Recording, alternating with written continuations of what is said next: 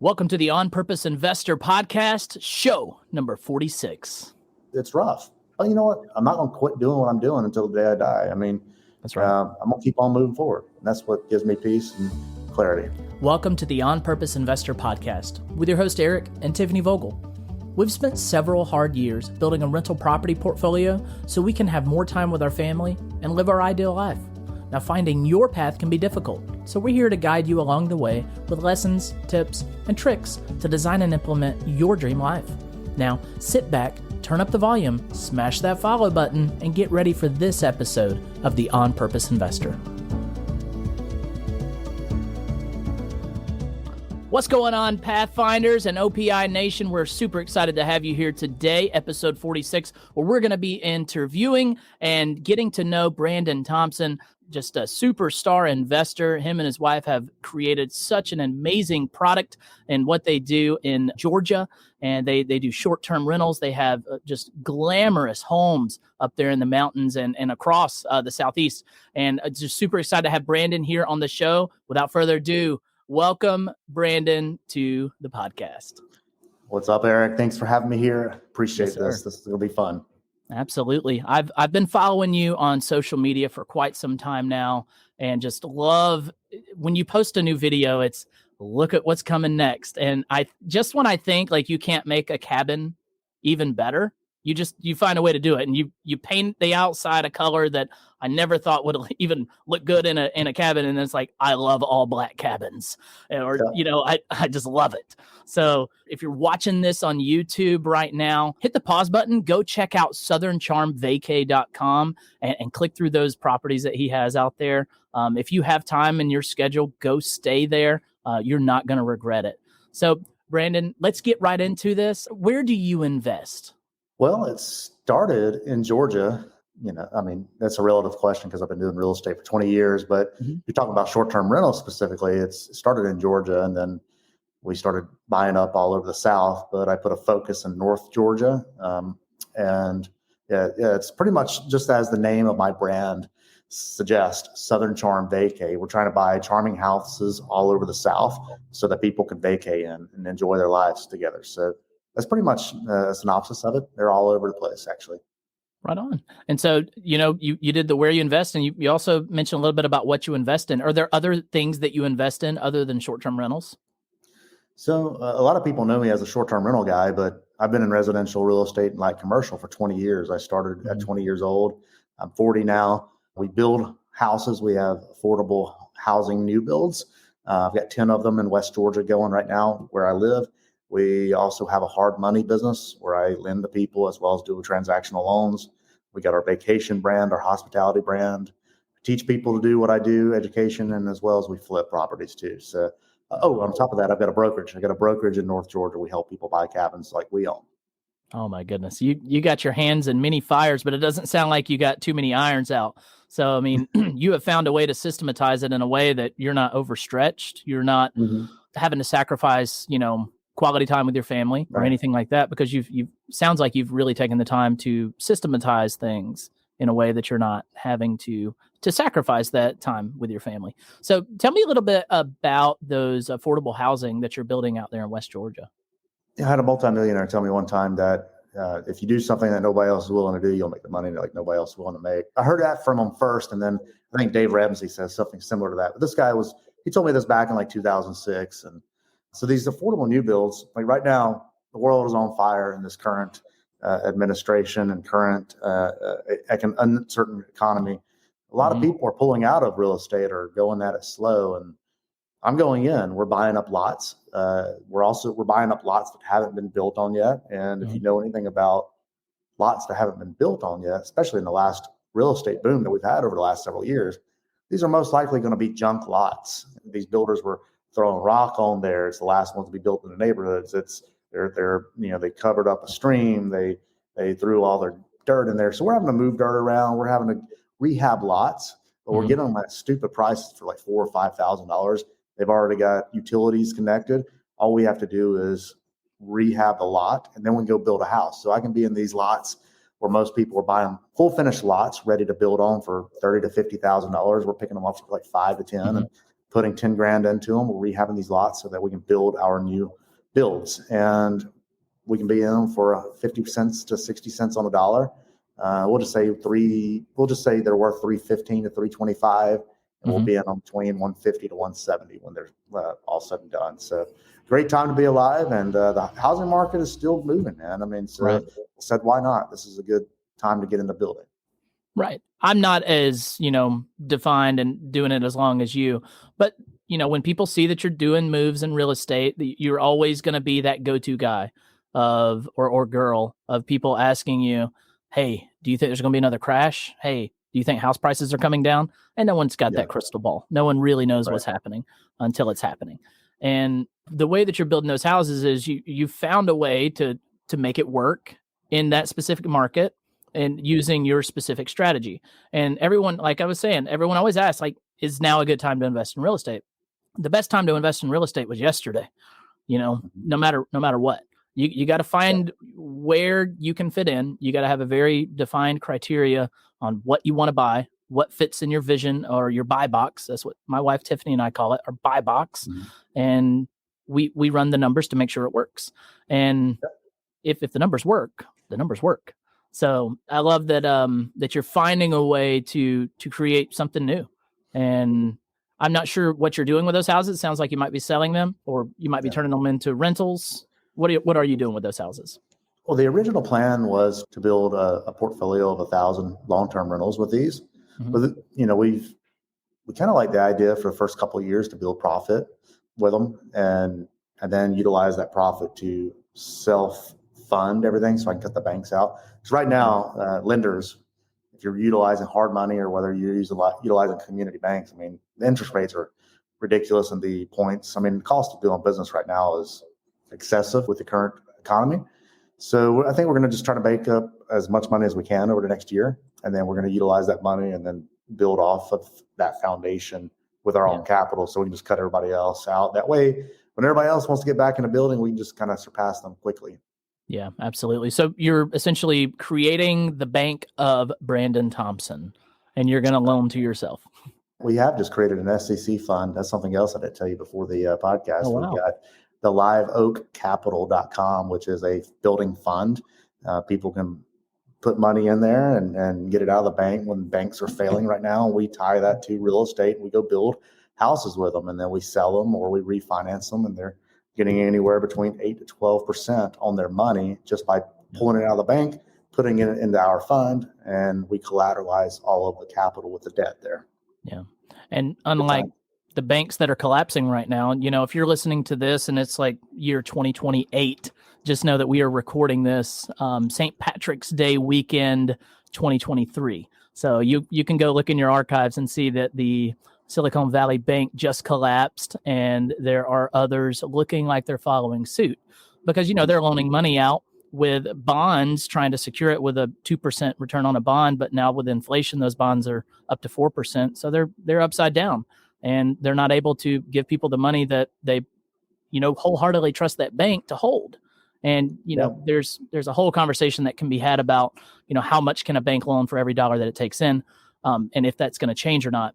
No one knows. But I will say, when you invest into a fund, a real estate fund, the person that is, handling that money, you need to vet them. If it's Brandon's fund, if it's, Brandon Turner's fund, no matter whose fund it is, make sure you vet them. Make sure you know that they're doing good deals, that they're a seasoned investor and know how to buy real estate. And just know that they're not going to go buy something that doesn't make sense, because at the end of the day, it's their name, it's their growth as well. They have a lot to be lost or gained with you. So, and it's a lot safer, in my opinion. I've been doing real estate for about 6 years now. It has been crazy safe. It's not as volatile. It doesn't shift as much as the market will. And it's a great place to park your money. So if you're in a CD right now, getting like 2.5%, 3%, and you feel like the bank is going to lose all your money, go find a place to park it that actually makes sense and gives you a bigger return. They can DM me on Instagram if they want to talk to me about my fund. But yeah, that sounds great. Yeah, so the Instagram for Brandon is that Brandon G. Thompson on Instagram. If you're interested in getting into his fund, send him a DM, it sounds like. Is that good? Yeah, perfect. So Brandon, you said you started 20 years ago. What did that look like 20 years ago? I mean, 20 years ago, we were a little bit before the '08 crash. Tell me a little bit about how you got started. What did that look like? Yeah. I mean, I'll rein it down to before I started. My wife and I grew up in two separate trailer parks. She was in one, I was in another. Her name is Tiffany as well. And we met in middle school. No, I'm sorry. We met in middle school. I think we got together in high school, dated throughout high school, but during that process, neither one of us had much. So I started getting myself into sales. And, when I say sales, I mean like knocking on doors and cutting people's grass for $20. They're working with Foot Locker and selling shoes selling Jordans, doing that kind of stuff. So I kind of started working with people at an early age and selling myself and the product, more importantly. And that allowed me to go to college after that point, realizing like I want to do something economically speaking, but I just didn't know what I wanted to do. I knew it was in something in sales, maybe mass communication, being on screen, and something with an economic base. But I couldn't. Back then, Atlanta wasn't what Atlanta was now. It was not as thriving of a city. So I didn't really know what I wanted to do. So I ended up dropping out of school or taking a break, and I ended up never going back, essentially. My wife and I got married at that time. She was in nursing school. We needed to make money, so she dropped out as well after we got married young at 19 and 20 years old. And we got an apartment together here in Villa Rica, Georgia, which is funny because I ended up flipping those apartments and making over $100,000 on a wholesale deal, like 8 to 10 years later. But she was working for a metal company, metal fabrication company. I ended up taking a break. I was doing customer service at some company, and then I had a friend of mine come approach me. He's like, "Man, why don't you come in and because I was confused. I didn't know what I wanted to do at that point." He's like, "Why don't you go in and sell pizzas with me?" So I'm like, okay, whatever. And he's told me about it, and I'll tell you what it was. But basically, he had a hookup at a local Little Caesars before Little Caesars got really, really popular in Georgia. And we could go in there and basically make as many pizzas as we want, pay the owner $2 a pizza. And then we go ride around all over Atlanta and or some warehouse areas and hit people right at lunch and sell these pizzas between $5 to $8 and keep the profit over $2. So he phased out, but I kept that going for about a year. So now I'm like 20 years old at this point, been doing this for a year. My wife is working for a metal fabrication company. She's pregnant now, going into 20 and 21. And I'm like, man, I can't be doing this anymore. And then I was already having those thoughts. I'm like, I was studying research and real estate. And the only thing that you knew about in the early 2000s was Rich Dad Poor Dad book had just come out like a couple of years before. So I was one of the first people that read that book around like 2000 or so. And I read that book. I'm like, this is something I'm interested in. So that kind of carried on with me. And anyways, my wife and I ended up buying a home together. We moved out of the apartment, we buy a home. And I had a real estate agent that showed us like 3 houses, and I saw how easy the process was. And she was a realtor. She showed me the houses, and we bought a home. And she made like a $7,000-8,000 check. I'm like, well, damn! If she can do that, well, I can do that too. And if she can do that, I can do a whole lot better because I feel like I'm a better salesperson than she was. So that led me into getting my license. I got my license, and then I quickly found me a broker. I started with one broker. I quickly found me a broker that taught not only how to do real estate, but also they flipped houses too. And I knew that that's kind of what I wanted to do because, you got to think there wasn't HGTV shows around at this time, and there wasn't social media. But I heard of a couple people flipping houses, but I didn't really know what it was. And you didn't really have the World Wide Web to what we know as the internet of today, where you can just Google everything. Right. So I researched it as much as I could, and I finally found some people that were investors, and they teach me the ropes. My wife quit her job after 1 year. We were flipping 3 to 4 homes a year, ended up becoming 5 to 7 homes a year. Next thing you know, utilizing community banks locally, giving an early 20-year-old kid money for nothing, really, essentially no money down, 100% loans, which they don't do that anymore.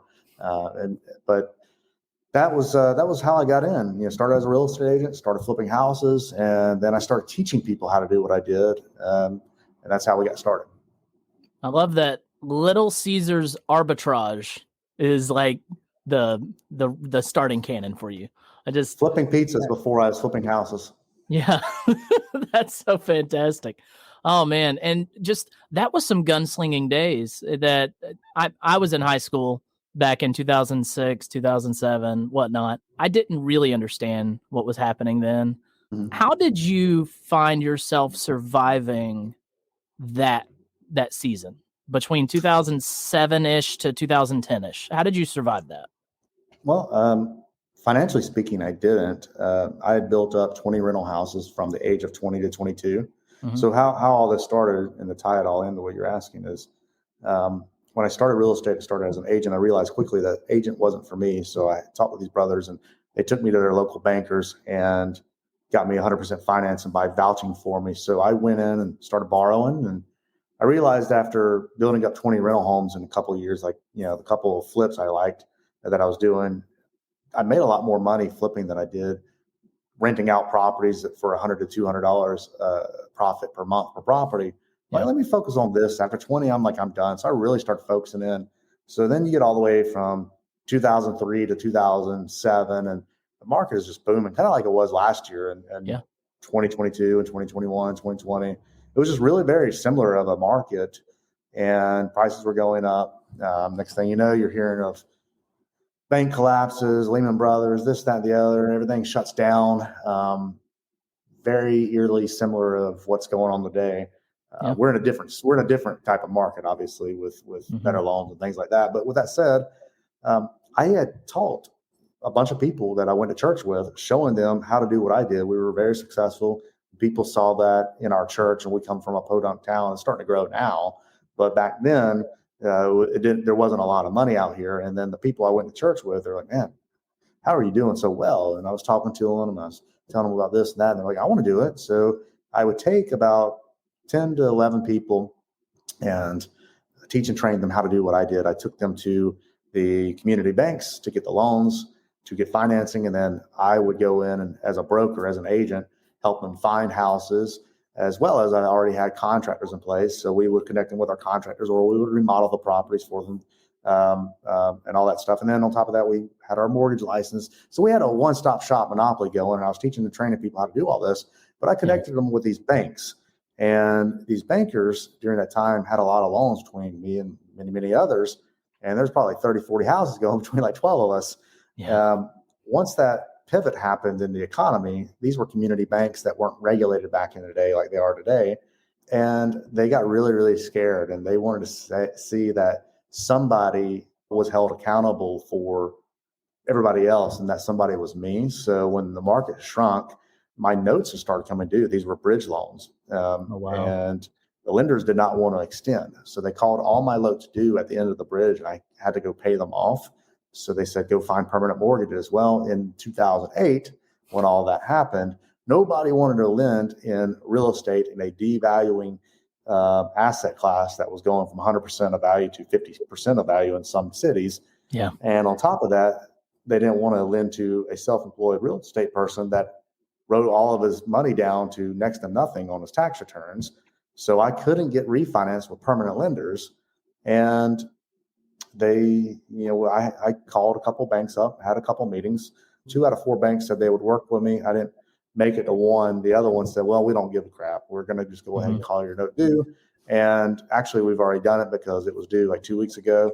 And you were going to file foreclosure unless you can pay us off. So I looked at them and said, there's 2 or 3 homes in this bank. And then our personal residence was in this bank too, as well as my operating account and my personal accounts. So that's another piece of wisdom. Don't keep your main capital accounts in the same bank where you do a lot of borrowing from.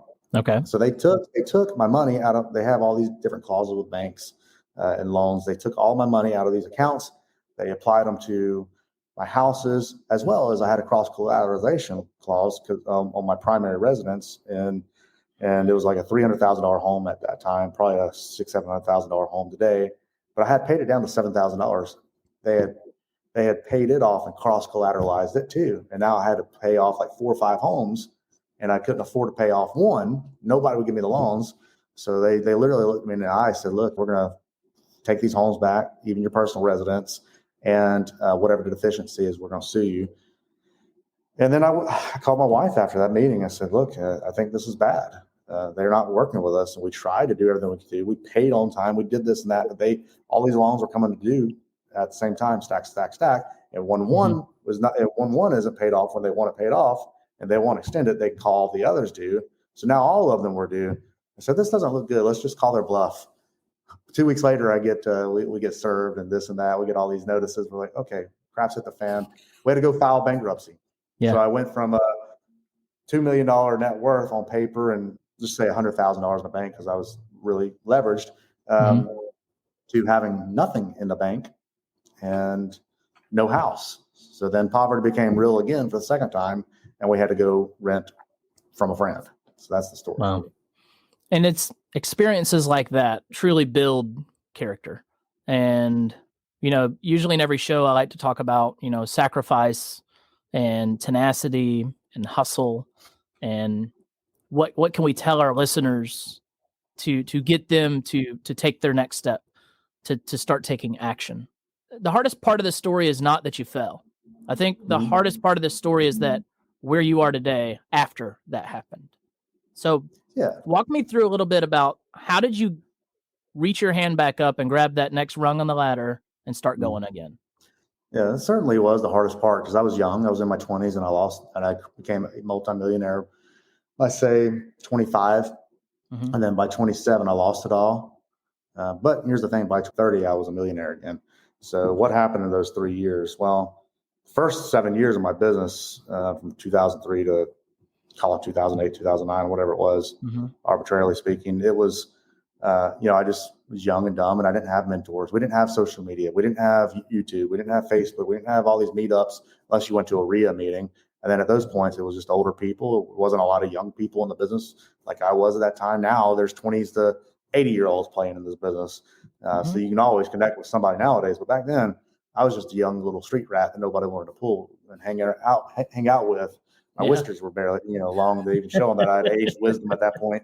So I didn't have a mentor and I didn't know anything about, saving money correctly and this and that. And I thought I did. What you can learn from a book is not what you can, learn in reality if you apply yourself. You really need to apply yourself and you need to get connected with people who are like you or above you and hopefully above you and you serve them so that they will, help pull you up that ladder of success. So anyways, during that process, my wife and I went from making a couple $100,000 a year to $30,000 a year in that first season. In 2009, we had just lost everything. We're renting a house from a friend. And I'm like, man, this is not going to cut it. So I created my own brokerage. I had been licensed for several times. Like, I don't even want to be around people. I just want to do my own business. And I'm going to go ahead and put my resume out there for banks to give me their listings. There's a lot of foreclosures in those days. And it was the opposite of the problem that we have now, a shortage of inventory. We had an overabundance of inventory. And there was just so many homes on the market that I'm like, shoot, I might as well use my expertise of being a broker and take those listings and make some money. So we got those listings. And then shortly after that, I came across a 25 townhome package, one that I lived in previously. And I called a buddy of mine, one of the guys that I taught real estate in prior to the recession that went to church with me. And we kind of started doing a little bit of wholesaling here and there before we even knew what wholesaling was prior to the recession. Well, he quit real estate and had a double lung collapse and started selling roofs after he got better during that process. I lost everything and started a brokerage and started getting BPOs and broker priced opinions and bank listings in that process. But then that 25 townhome came to me and I called him up, said, hey, Will, this is something that's very interesting. You and I work pretty good together. I got these listings under my control and they're not on the market yet. I think we could wholesale these and you're a great salesman. Like, we need to go meet up with investors and sell these things for a price above what I can get them for. So we offered on them quick. He believed me. We didn't know what we're doing. I didn't even really know what wholesaling was, especially in that form of fashion before social media, or maybe social media was just coming on, but it was just like social connecting in high school and college friends at that point. But we took these contracts and got these townhomes from $18,000 to $13,000 under contract apiece. It's probably worth $250,000 now. But I wish I had the money or the experience to hold them, so I can cash out and walk away with millions now at this point. But we got these homes under contract for $13,000, and then we had 2 weeks to close them, and we had to also come up with $5,000 in earnest money collectively in 3 days. So what we did was we called everybody that we had talked to prior to the recession, and we knew some people with money, and 13 grand, relatively speaking, isn't a lot of money. To broke people it is, but to people that have money and have investing experience, it's not. So we called a bunch of people and we hosted an open house, and we contracted every single one of those townhomes for like $20,000 a piece, maybe $25,000 a piece.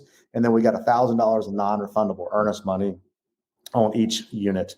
So we knew now at this point, if they stand us up, at least worst case scenario, we'd pay the bank their $5,000 in earnest money, which we did turn in off that money. Now Will gets to keep 10 grand. I get to keep 10 grand.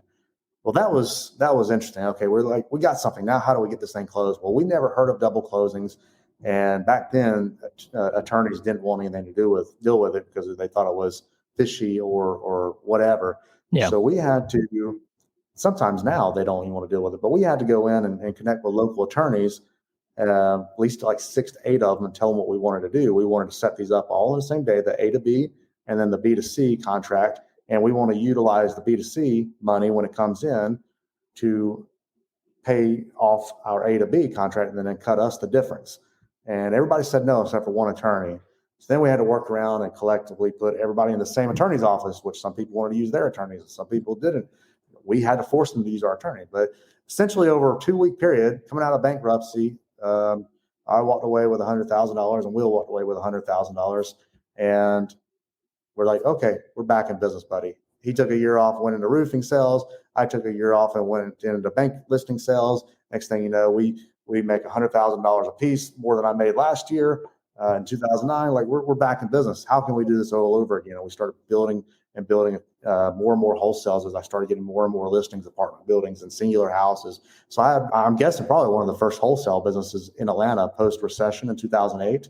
And we did that hustle and grind because we didn't have technology and the system stacks and everything that all these young kids have now. Yeah. We had to do the hustle and grind and actually get on the phone, call people, and meet people in person, and just run shop. And that's how we did it. And then after that, to finalize everything, we created our company called Investor Network, which was a private capital real estate investment group, borrowing money from people, giving them first lien position. They put up 100% of the money because hard money lenders weren't back yet at this time.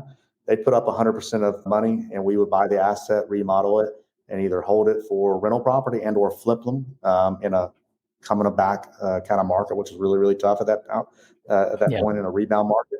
But we accumulated 100 rental properties in a period of 6 years, and we were flipping upwards to 150 homes a year. That's how we got it. Yeah. And is that you and your partner from church? That was a friend of mine from church. He and I worked together from a little bit prior to the recession. We're not as a business partner, but like JVing. But then from 2009 to 2018, we had a 10-year engagement together.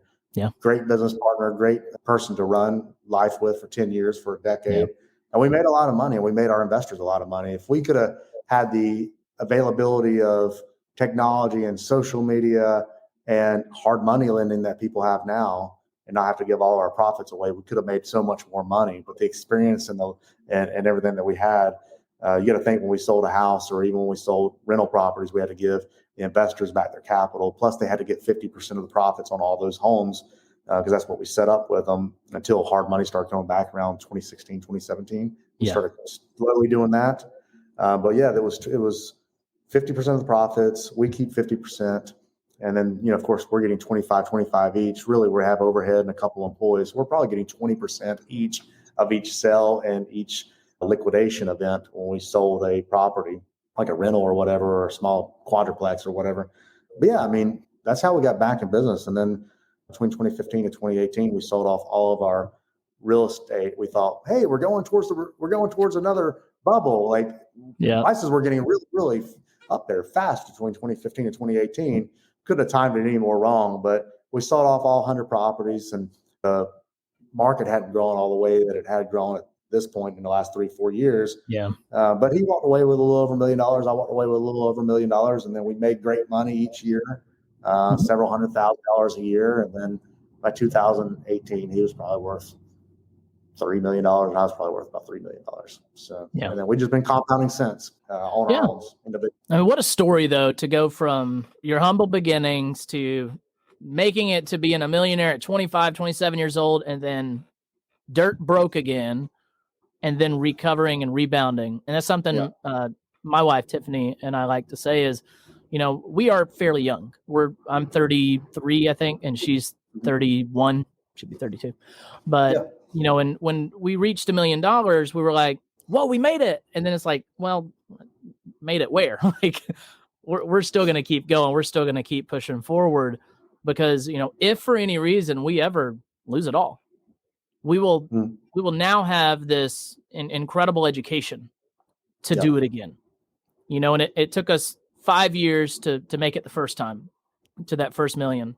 And now the goal is, if we ever fall, hopefully we'll be able to make it back in half the time or less. And that's always been the idea of, people are like, well, when you go bankrupt, that's it. Time to just do something different. And I think that's the time to double down and learn. No, just hearing you talk. So you said you've been in real estate for 6 years, and it took you 5 years to be a millionaire. So you became a millionaire probably in the last 12 to 18 months, I'm guessing, unless I heard that wrong. We reached it in December of 2020. That's when our first child was born. And the idea was we want to have financial independence before our first child is born. And Tiffany left her job like a few weeks after our son was born. She just didn't return from maternity leave. And we've just been doing that since. So I was going to say, this group that I hosted in Paso Robles this week, for all of you guys that don't know what I'm talking about, I host a luxury couples event every 3 to 4 months.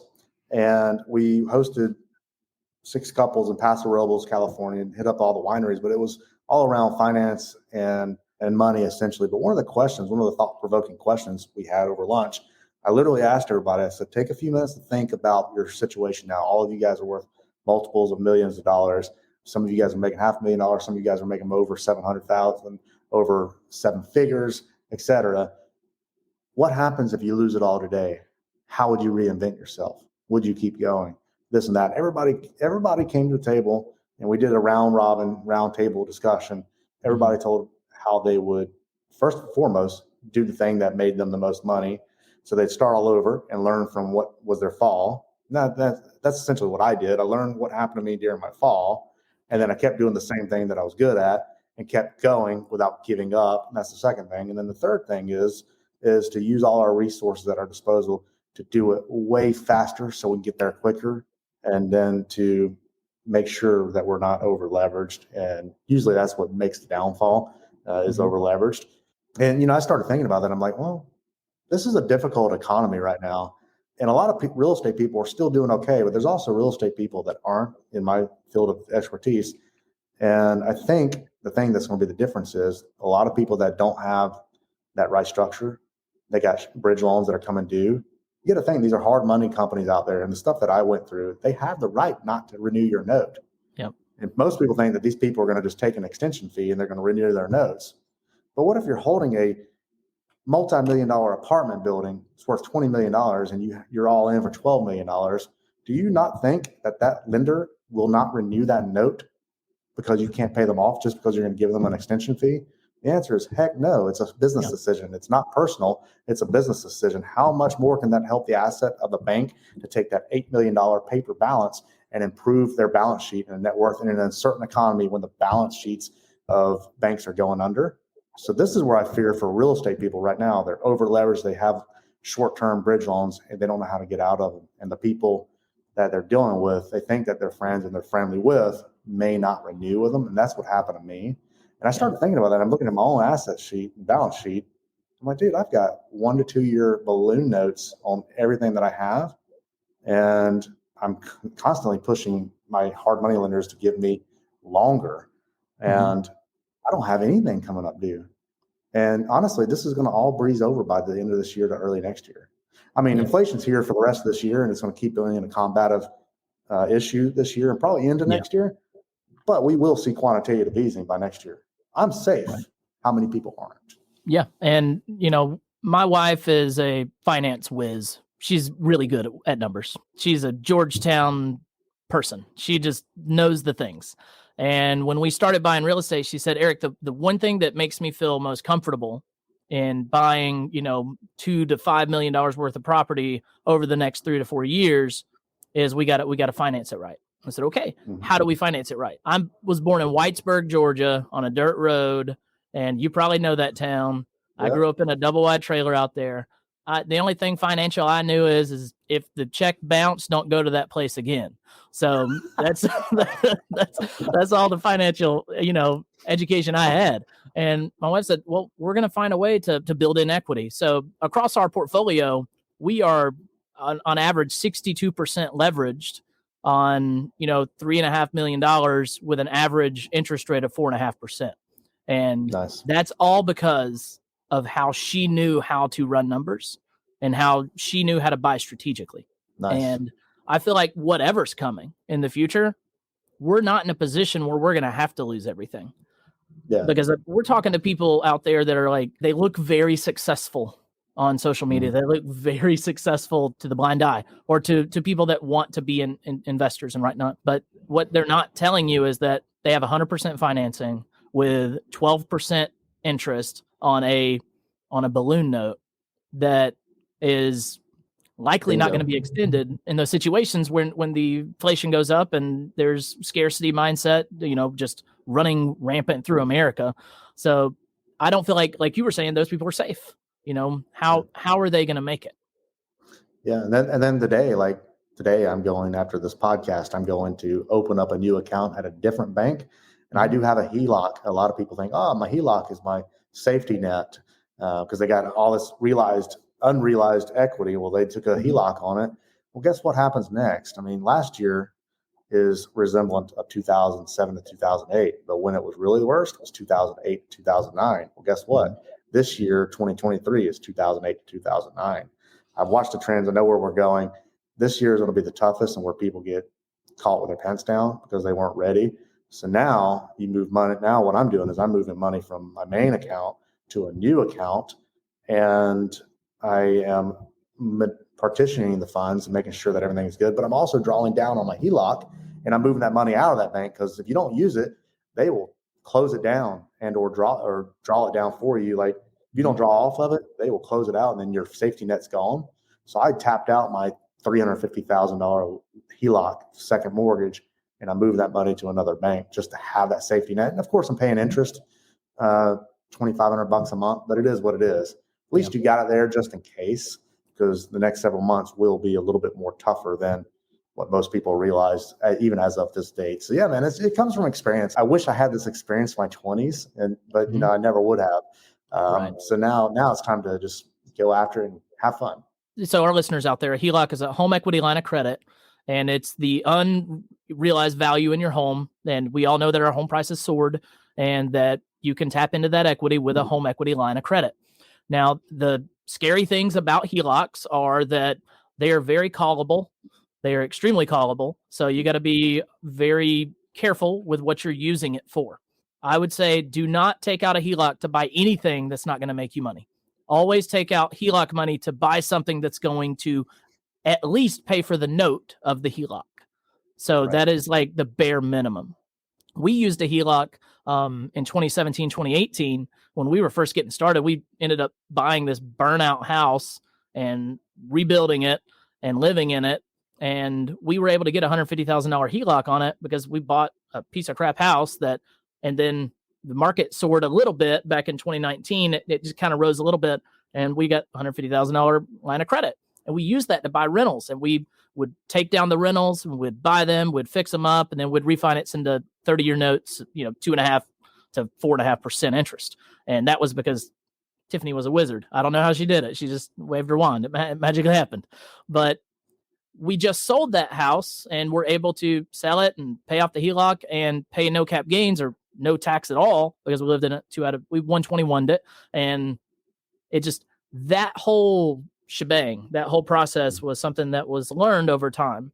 But I say all that to say, HELOCs are a great tool. They should not be used as toy money. They're a tool that you should use to help grow your net worth and not to fill up your garage, essentially. Yeah. Well, sorry to turn your show into a real estate language show. I'm over here. That's what I do 24/7. So it's easy Yeah. for me to speak on and talk about that through my stories. But yeah. Right. Most of the people that listen to the podcast are real estate investors. And if they're not, they are trying to become one. So anytime we can incorporate language that gets them more immersed in the lifestyle of a real estate investor, the better. I love to take a moment to explain little things like that because they may not know. We have a listener that listens in Athens, Greece, consistently they're listening in Athens, Greece. So if you're that person listening in Athens, Greece, listen, I see you. I see you over there listening. And hopefully we're helping you to gain clarity and intention and start becoming an investor in the great country of Greece. So, Brendan, I want to go ahead and move on to a very important question. You expanded on a very good bit throughout the show. But here at the On Purpose Investor, our main mission is to instill hyper intentionality into our listeners so that they can gain clarity and just direction to where they're heading in their life through investing. What do you feel like has helped you to live your life with that clarity, that hyper intentionality? To keep going even when I wanted to give up. Just keep moving forward. It's 2 steps forward, 1 step back. You're always going to have 1 step back. It could be, a death in your family. It could be you getting sick. It could be a real estate deal going bad. You lost $40,000. You're like so pissed off at contractors. You don't want to deal with it and go again. Like, I should get out of this business multiple times. I should have probably got out of this business when I lost everything the first time, or the only time. Good Lord, I'm not speaking that in Jesus' name, but yeah, I mean, never losing anything again. But yeah, I have lost 40 grand on a property.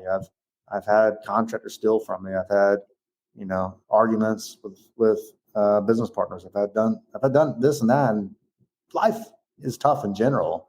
When you're an adult, it is tough. I mean, whether you're 20, whether you're 30, whether you're 60, 70, it doesn't matter. It's just tough. You got family, you got friends, you got life, you got business arrangements. Nothing's easy. And then sometimes you just want to put your head in the sand and give up like an ostrich, but you can't. You just got to keep moving forward. That gives me the clarity. And the reason why is because I got people that depend on me. It's my wife. It's my kids. I got to feed my dog. I got to take care of this. I got to do that. Like my mom and my sister. I mean, my family's going through some stuff right now. I ain't talking about it. I don't want to talk about it. I know about it. And I know, and it's not worth me talking about publicly. But at the same time, it's like not my family, but my extended family. Sure. It's rough. But you know what? I'm not going to quit doing what I'm doing until the day I die. I mean, that's right. I'm going to keep on moving forward. And that's what gives me peace and clarity. I love that. And that just makes me think of, I don't know who said it. I'm horrible at this game of who said what and quoting people, but life's going to be hard no matter what you do. But you're going to have to choose your hard. Is your hard going to be something that just keeps you in a hole? Or are you going to choose the hard that leads towards a life that you could have never dreamed of? It's going to be hard regardless. So choose your hard. All right, Brandon, let's get into our Fast Five. This is our 5 questions we like to ask every guest on our show to get our listeners motivated and moving on to the next steps. What advice would you give our investors trying to get started today? Don't just read and think you know it all. Get with somebody that, I talk about the ladder of success, somebody that's above the rung above you. Figure out a way to get their attention and to serve them. So if you got a bucket of something below you, grab it up, hand it to them. They grab that. Like, oh, that guy's bringing me something valuable. Now they'll grab you by the hand. They'll pull you up along the ladder of success with them. And then sometimes maybe in the future, you may surpass them. But you got to go in and serve people the most and find somebody that's doing a little bit better than you and serve them. And then you'll get that wisdom. You'll learn that language and you'll surpass them eventually one day. Amen to that. That's a great way to establish a mentor-mentee relationship. A mentor does not have to be old and gray-haired. A mentor is someone that is simply one step in the ladder above you, and you're going to go give value to them. That way they want to encourage and help you on the way up. So a mentor basic needs are add value. You find a way to add value to them, they're going to add value to you. All right, number 2, do you have any YouTube or podcast shows that you would recommend to our listeners? Podcast shows. Yeah. I like Matty A's Millionaire Mindcast. He does a lot about what's going on in the world each week with his accountant. YouTube shows. I like Rich Dad Poor Dad, Robert Kiyosaki. I like watching him, just an older version of the guy that I read in the late 90s. And he's got so much more wisdom now than even he did back then. And to watch him punk out Grant Cardone on the show, like in a nice way, it was so awesome. If you just watch that guy, he's just first class, everything. I like that guy. Yeah.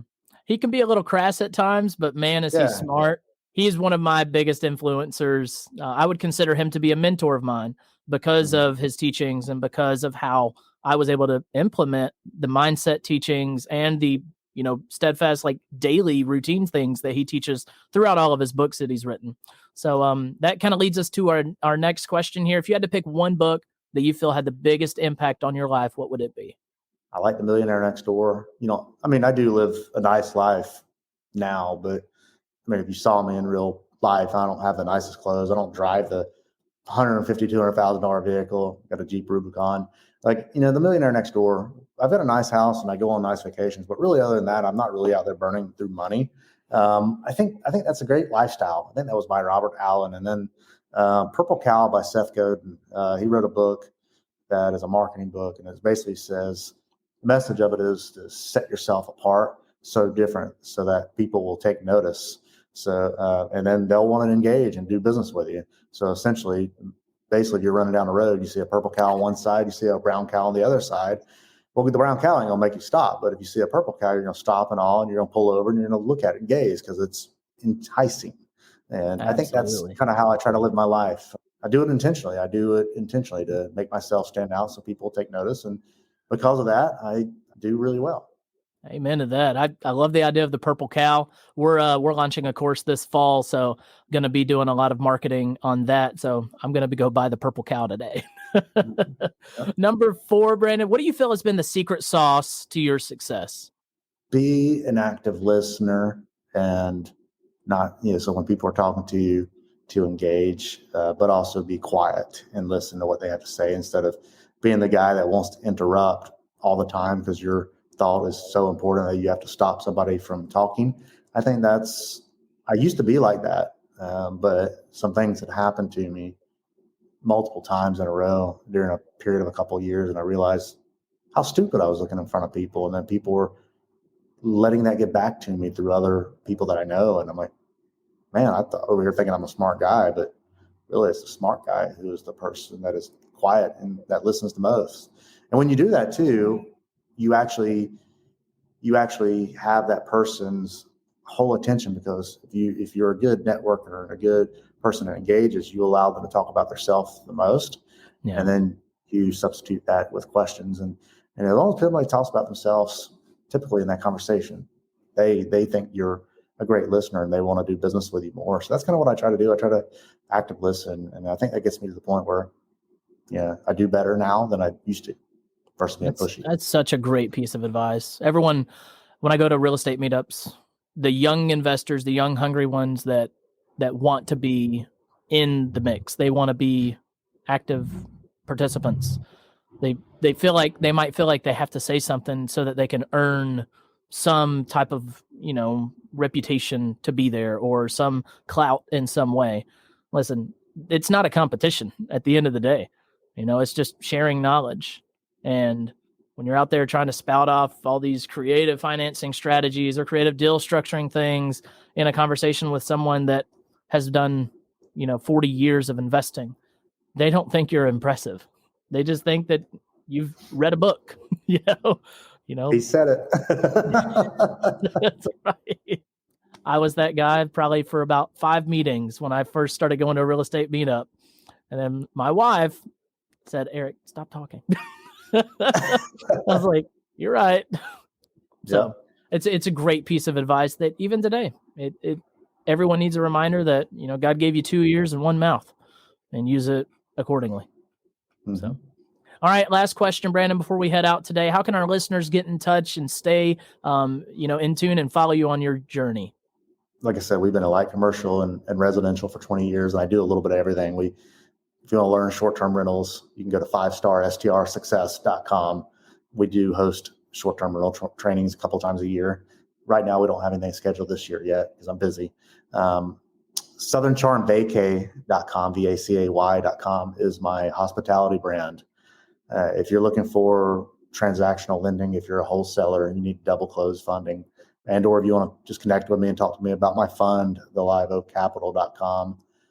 Feel free to DM me. Most importantly, just reach out at Brandon G. Thompson on Instagram. And, I'm pretty typically busy. So if I don't get back to you for a couple of days, and just know I will get back to you. I get back with everybody personally. Awesome. Well, Brandon, thank you so much for being on our show today. I look forward to hearing what our listeners take from this conversation. I know I've taken a lot from it. So thank you for sharing. And I look forward to seeing you sometime down the road and maybe Whitesburg. We'll go to we go get a barbecue sandwich or some tacos. There we go. That's all they got. Yep. Till next time, Brandon, take care. Thank you for tuning in. If you have any questions or comments, we'd love to hear from you. Head over to onpurposeinvestor.com and sign up for our newsletter to get all the latest updates. If you haven't already, we'd really appreciate an honest review wherever you watch our podcast. All right, now go smash that subscribe and follow button for more tips on building your dream life. See you next week, Pathfinders.